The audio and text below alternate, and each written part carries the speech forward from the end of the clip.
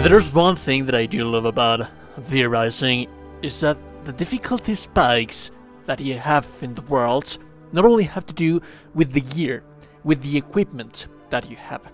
If you're skilled enough, if you're using a proper build, you can turn the tides of battle depending on how well you're fighting or you're not fighting. Your build is going to be dependent on how is the tide of battle is going to go. Now there are some things that are powerful. I've been trying several different kind of builds, and one thing that I love is that they do actually feel different. So in today's video we're going to talk about a Necromancer build. Our Necromancer build, it's also going to be somewhat of a ranger, and I'd say that this is very beginner friendly because this is like kind of the easy mode. If you're struggling against bosses, if you're struggling against things, this guy allows you to always be fighting from a distance, and no one should ever get close to you because you have so many corpses surrounding the enemy, so you're never really receiving damage per se. That being said, let's talk about the first main mechanic that we're going to have with this build, which is going to be Condemned. All of our gameplay value is going to be based on this specific little thing. Condemning your enemies increases all damage dealt to them by 15% for 5 seconds.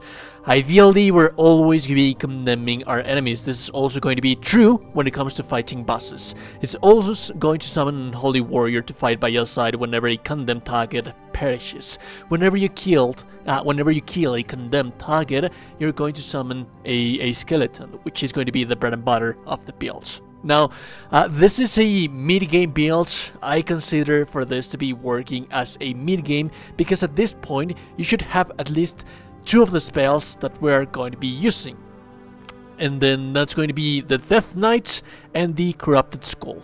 That is going to be the bread and butter of our build. What is the Corrupted Skull going to do? It's going to launch a projectile that deals 80% magic damage, summons a skeleton, and inflicts Condemn. The attack deals 40% bonus damage to enemies that are below 30% health. It has 2 charges.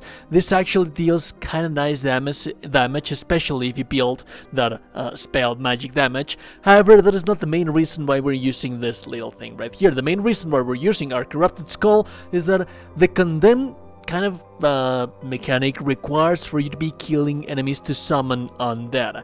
The Corrupted Skull is going to give you undead on demands whenever you need them. The cooldown, it's actually not that bad, and it has 2 charges, meaning that you have 2 skeletons at all times. If your skeletons or you kill enemies that are condemned, that is going to be summoning and summoning even more and more and more skellies.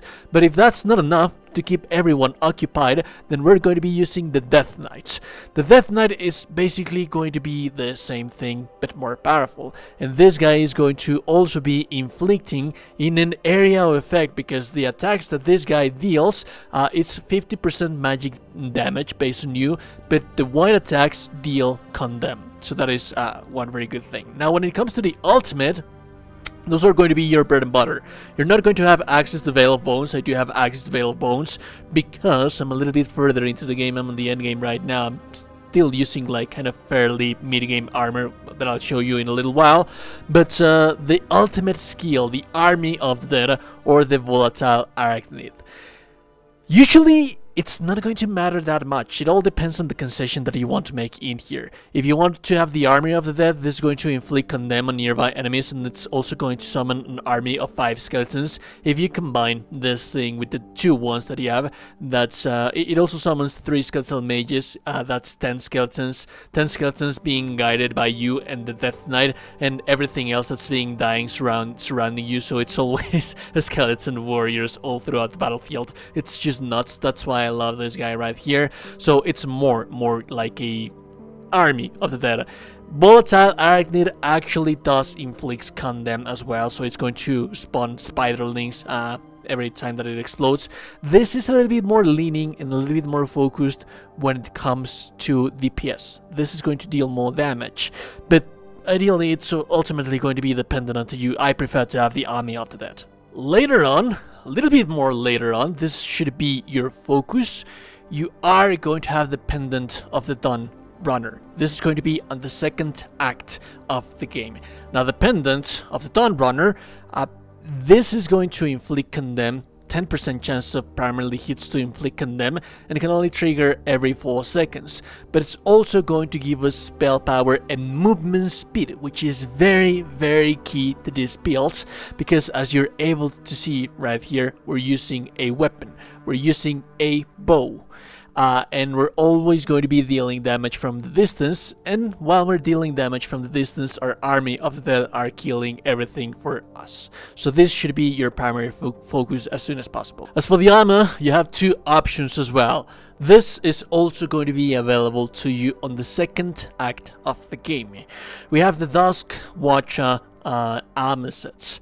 This is going to increase your movement speed by 8%. It's also going to increase your physical critical strike power by 20% and your critical strike chance.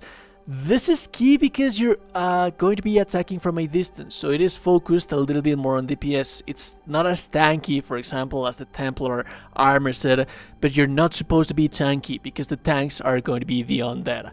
Now, that being said, we also have the Dark Magus armor set, and that's the one that I'm specifically using right here on the gameplay that you're seeing in the background. It works perfectly, it works wonder, because it gives you critical strike chance with your spells, which you're going to be actually doing quite a lot, and it also has spell leech, which is actually quite nice. Increases your gear level by 1, but also your spell power. So any of those 2 are going to work wonders with this build. Now finally, the gameplay loop. How is this supposed to be played? Fairly simple. You're always going to be attacking from a distance. Your weapon of choice, it's up to you, but my personal recommendation is that you use either a bow, a crossbow, or a pistol. Something that allows you to be always on the distance far away from the enemy. Remember that we don't have that many means of healing ourselves like a Sanguine Knight or Vampire would do. So for example, which is a build that I have planned to upload tomorrow as well, so be on the lookout for that as well. But that being said, you're a little bit squishy, but your skeletons are not that much a little bit squishy. Now, on boss fights, you might wonder, how does this work on boss fights? It actually works wonders as well, because the bosses are usually going to be aggroed by the skeletons. And remember that we have our spell that you don't necessarily need to kill bosses to summon your skeletons. However, most of the bosses in the game do actually have summons. So your job is to condemn those summons and kill those summons. Once everything is dead, you can start summoning your Death Knight, which is a summon that you have on demand, but also your spell is a skeleton on demand as well. So it doesn't really matter, you don't necessarily have to be killing things around you to be summoning skeletons. You only need to be using your spells. The cooldowns of your spells are always going to summon skeletons, and the skeletons are always going to be aggroing whatever that they have in front of you, because your job, your ultimate job, is always going to be attacking from a distance.